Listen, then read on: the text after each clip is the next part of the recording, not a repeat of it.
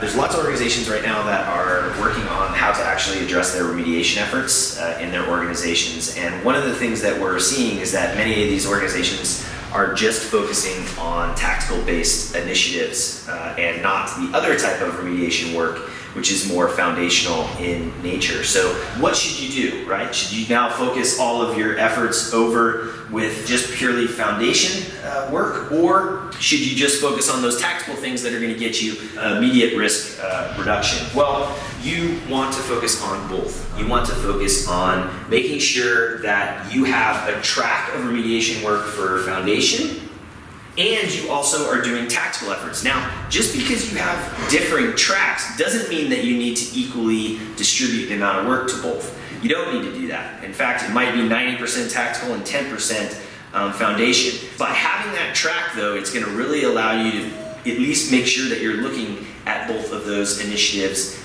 and making sure that you're actually considering them, and where it really makes sense, maybe doing that foundation effort and contributing that over instead of doing that tactical piece. With that being said, here's another approach. The second recommendation that really helps out organizations is to plan to build the foundation pieces as the front end to your tactical initiative. So if you really think it out right, let's say that you have a large amount of vulnerability work that you need to do and remediation in the environment. What you can do is define those standards for vulnerability management, define the processes, and then kick right into actually doing the work.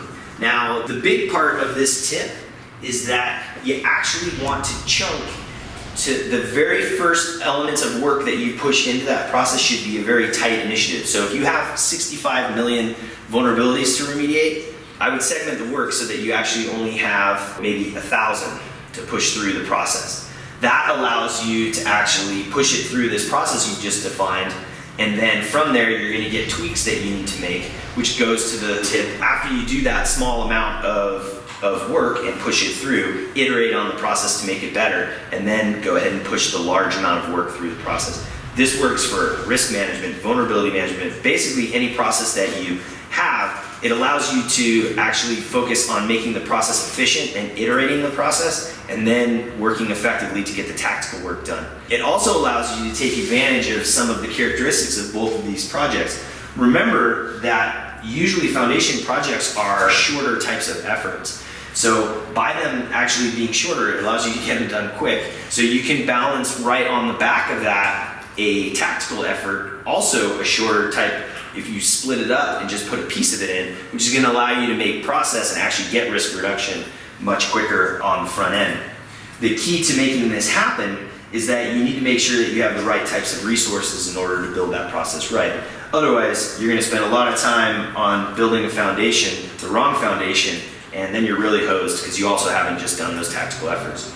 With that, hopefully this helps in terms of understanding the varying elements between foundation work and tactical work in your program efforts.